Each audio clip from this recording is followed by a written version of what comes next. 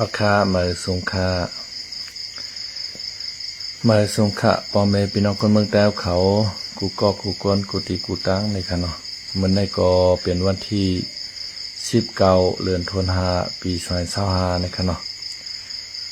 พบทบซ้อมข่าวใส่คำเหลาในข่าวยามกลางค่ำในค่ะเนาะเมื่อเดี๋ยวแน่ในหันพี่น้องใต้เอาคาเนื้อ Facebook เนื้อออนไลน์ค่ะเนาะอันดิกกึดตึกกันข่าวตั้ง10วันอันวันนั้นค่ะนะในห้องการข่าวหลายๆห้องการก็เอาออกมาแชร์กันมาลัดกันในค่ะเนาะบนเรื่องหนังตั้งของเสียวขึ้นจึงใต้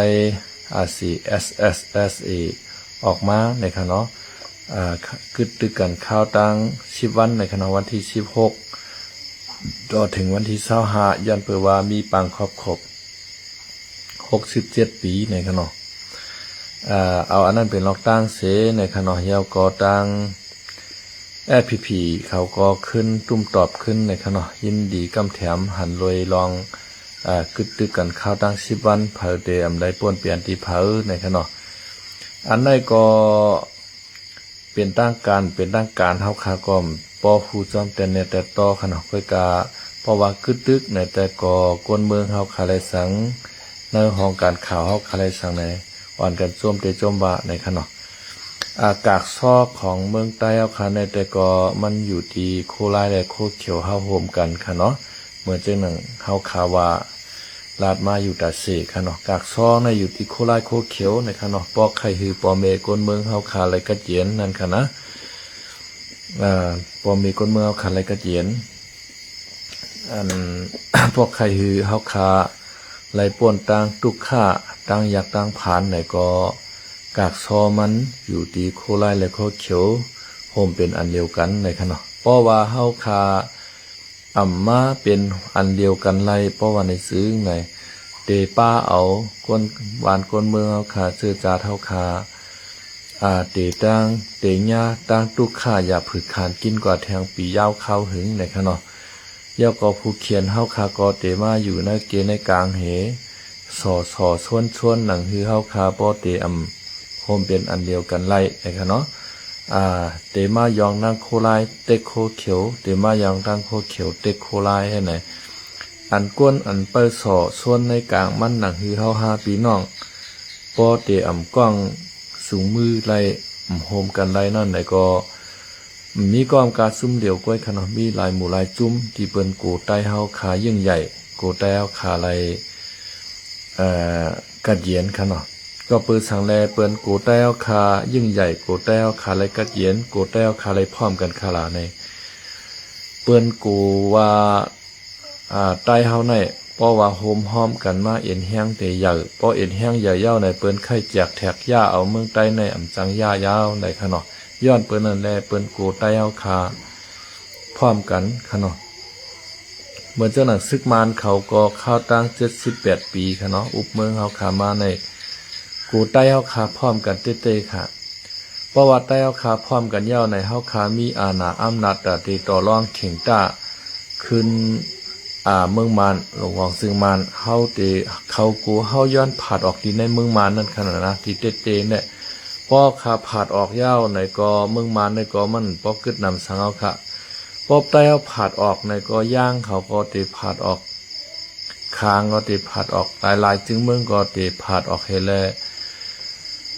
เมืองมานในเตแตกยายกย่อยกันนั่นค่ะนะมานในทำไข่กุ้มไว้กูจึงเมืองเหมือนจะหนังเมืองไต้เมืองขางเมืองช้างเมืองยางเมืองมอนจะในไข่เอาอยู่ในกำมือมันไว้ค่ะเนาะทางเสื้อว่าแตกออกผาดยานมานกว่ายาวในมานในอยู่ในกลางเมืองค่ะนะมันก่อมซับนำปางลายเย้าค่ะอันที่ซับก็แต่มีที่ยันกุงอิดวานก็ค่ะเนาะมันก่อมใจปางลายใหญ่เต้ๆเอาค่ะนะตางตกก็แต่มีเมืองอยากแข่งและเมืองช้างค่ะเนาะตั้งซานก็แต่มีเมืองยางเผือกยางแหลงค่ะเนาะตั้งออกก็แต่มีเมืองไต้ตั้งเหนือก็มีเมืองขางให้ไหนค่ะนะมาในตกอยู่ในกลางเปิ้นในเส้นตั้งออกเข้ากว่าปังหลายนั่นตาได้โตขุนกาตั้งขายลูกน้องเมืองเขามาไรสังลูกในเมืองออกกว่าไรสังในมาในเตญะตั้งหยับผือเต้ๆก็เปิ้นนั่นแหละมันใครถือใต้เอาขาในพร้อมกันค่ะเนาะ กากวนปนมาค่ะเนาะเฮาคาก็ยาถูกมันเขาวางแผนไว้นั่นคือเฮาบ่เตรียมโฮมกันไล่เปิ้นก็เส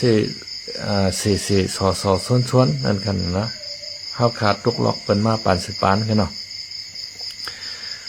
กำในจุ่มเจ้าคือในเมืองใต้เฮาซ้ำเป็นหือคาลาในจุ่มเจ้าคือในเมืองใต้เฮาคาก็ซ้ำใครหือใต้เฮาขาพร้อมกันค่ะนะ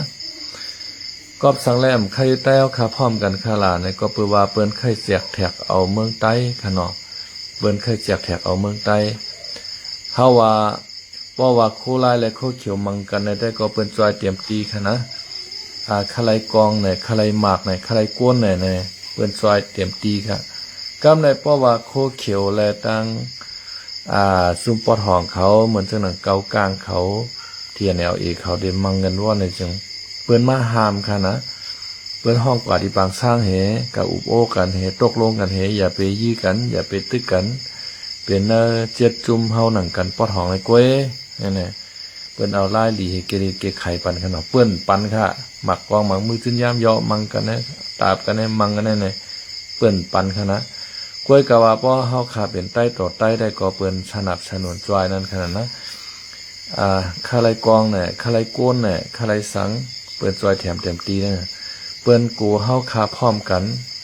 เฮาขาก็ป้อลีป่องเจ้าขนมกากซอมันอยู่ที่โคลายและโคเขียวขนมเพราะว่าเฮาขาพร้อมกันไหลในแต่เมืองใต้เฮาขาในลองก้อนขอนวางมันตอกตับถามหามันค่ะตับถามหามันโลมันก็ติฮอตมากก็เร็วมันค่ะเนาะอำนั้นก็เฮาใครไล่เมืองแฟดเรดิโมคราซีแน่เฮาก็มีอาณาตาเตเขียนเตรียมปักเบิงลักเมืองจอมเปิ้นค่ะนะเฮาขาเตรียมแล้วเปิ้นว่าลุ่มๆเอาค่ะเพราะว่าเฮาขาพร้อมกันเพราะว่าเฮาข้ามพร้อมกันได้เปิ้นเตรียมมากฎหมายจังหือก็กาไลงอกหูจอมเปิ้นกะนานกล้วยเหมือนจะหนังกฎหมายปักเปิง2แห่งเปียกในขนอใต้เฮาก็เข้ากับเตรียมจอมเปิ้นหนูคารุนั่น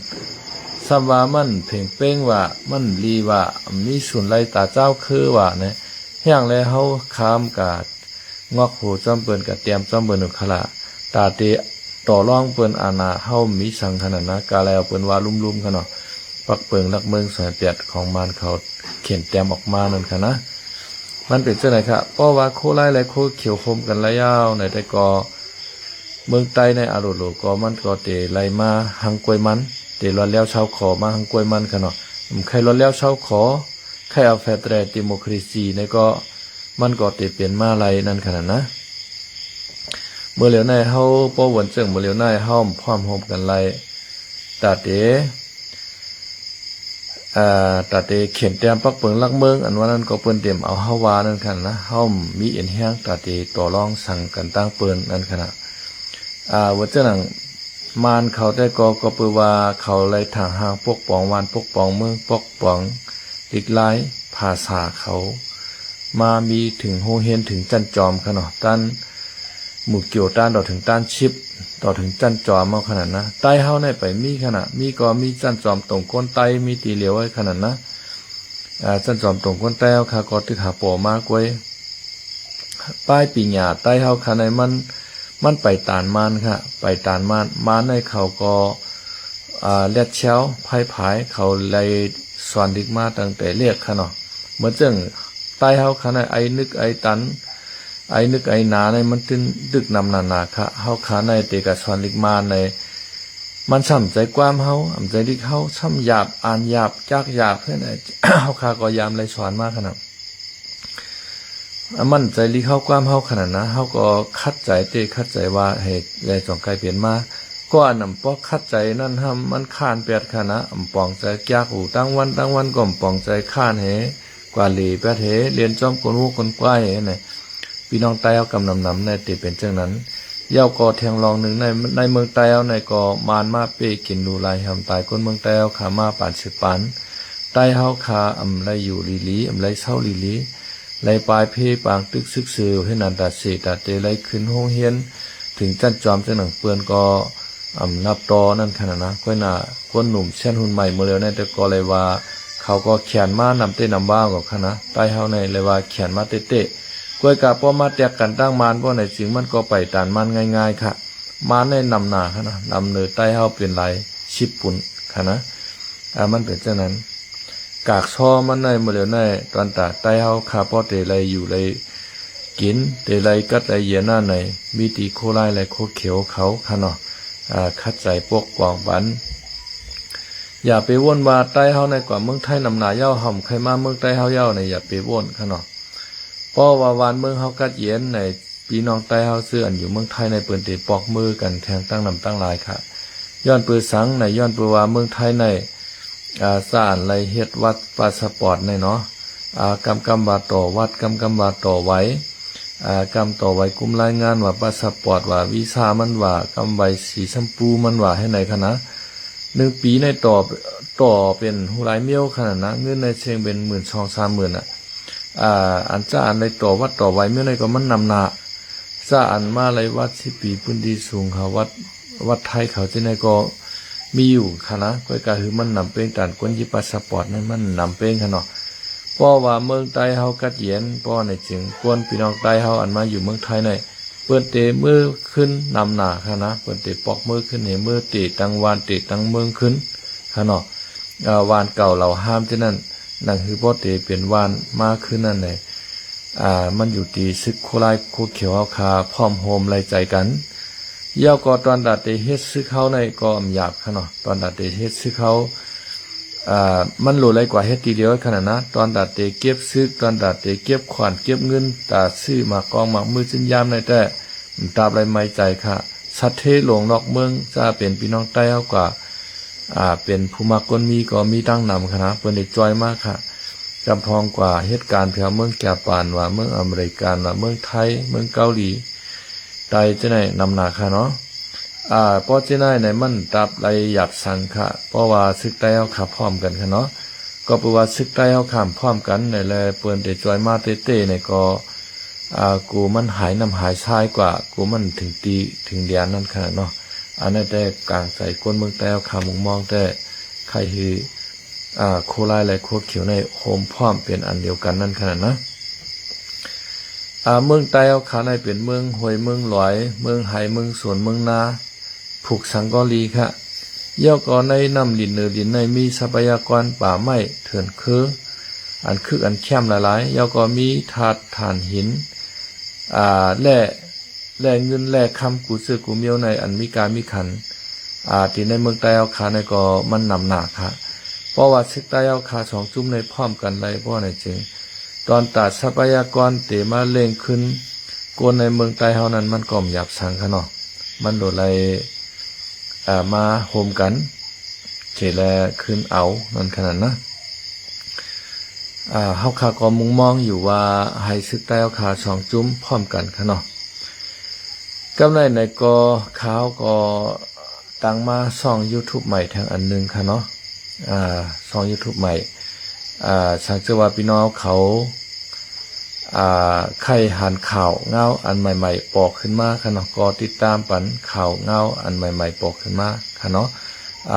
เต็กปันหิงนั่นค่ะเนาะพอเต็กยาวในหิงเตออกมา3 ลูกค่ะเนาะซ้ำขึ้นเต็กปันลูกตั้งหรือมันแทงกำในค่ะเนาะข่าวเงาข่าวเฮาก็เตออกมาค่ะ1 วัน 1 คลิป 2 คลิปค่ะเนาะย่อก็มีช่องน้องใจข่าวเฮาค่ะเนาะก็เฮ็ดออกมาช่อง YouTube เหมือนกันอันนั้นซ้ำเป็นลองเกี่ยวกับลองเฮ็ดเขาเฮ็ดพักในค่ะเนาะน้องใจข่าวเฮาในก็รักษาไว้พิงเยพิงทุ่งของใต้เฮาค่ะเนาะ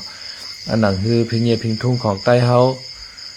อาหารใต้เฮาของกินใต้เฮาปกติไฮไลท์กว่าจ้อมปูหมอนหน้ายาเฮาในค่ะเนาะ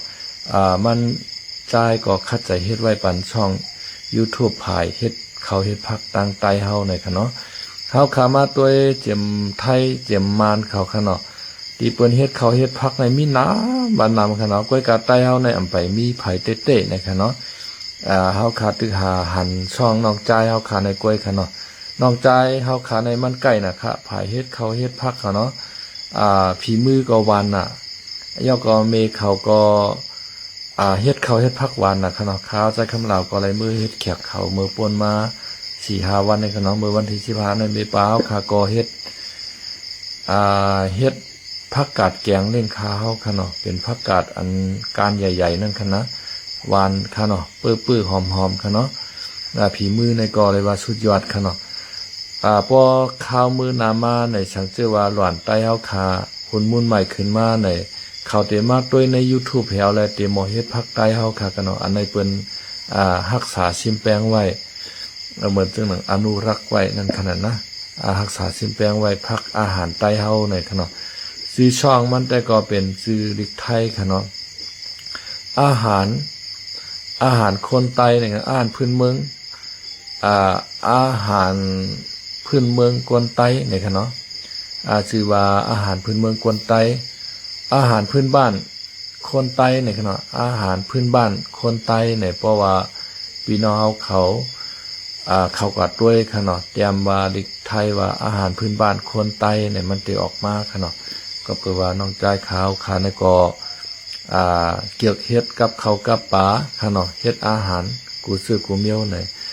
จอยกันปั่นแห้งติ๊กไลน์ติ๊กแชร์สิกรรมในค่ะเนาะเดี๋ยวก็มันใจตีเฮ็ดออกมาใหม่ๆที่ไหนเนี่ยก็เฮาคาติไลติดตามให้ติไลหันแทงนั่นขนาดนะเพราะว่าเฮาคาสีเสียงมันหลังกว่าในเฮาคาในจางรายการเข่งเปื้อนตั้งในเหมือนเจ้าหนังในทีวีนั่นขนาดเนาะในทีวีในพี่น้องไทยเขาเปิ้นเข่งกันค่ะรู้เฮ็ดก๋วยเตี๋ยวเข่งกันไหนเฮ็ดเขาเฮ็ดผักเข่งกันไหนเฮ็ดกับผักกะเพราไหนจังไหนค่ะนะบ่เข่งบ่เปมาเนี่ยก็สำไรสู้รางวัลนั่นขนาดเนาะในก็ได้เป็นอันคาแทงอินว่าเพราะว่าช่องน้องใจขาวในหลังกว่ายาวในแทงอินมาแต่เลยกะเข่งเปิ้นตั้งพี่น้องไทยเขาก็สร้างเป็นไรนั่นขนาดนะผักไต้เฮาแหละตั้งผักไทยในอันไรหวานในเปิ้นดีกว่าเข่งกันจังนั้นค่ะเนาะเฮาคาใต้หนังกันทำอาหารพื้นบ้านคนไต้ในคณะในชื่อช่องก็มีอยู่ที่ใน YouTube ค่ะในคณะที่ Facebook ค่ะในคณะที่ขึ้นมาบ่เร็วค่ะเนาะทำอาหารพื้นบ้านคนไต้ในคณะเพราะว่าแต้มเขากัดจังไหนเนี่ยก็ได้ออกมาปันพี่น้องเขาในคณะจอยกันติ๊กไลน์ติ๊กแชร์แลปันแห้งใจน้องใจขาวสิกรรมในคณะเขาก็ได้มีแห้งใจให้แลได้สืบเฮ็ดคลิปวิดีโออาหารพื้นบ้านคนไต้เฮาคากว่าแทงในค่ะเนาะมันใจก่อเฮ็ดเหมือนจังหนังน้ำพริกผู้ในค่ะเนาะแล้วก็ผักกาดแกงในค่ะเนาะแล้วก็เนื้อซาในกูเจอกูเมียวค่ะเนาะอันที่ผักพี่น้องไต้เฮาสิในเฮ็ดในค่ะเนาะอ่อนกันเข้ากับปันแห้งกันเลยค่ะเอาค่ะคำในก็เตมีมอกกันได้ในก็คาก็เตย้อน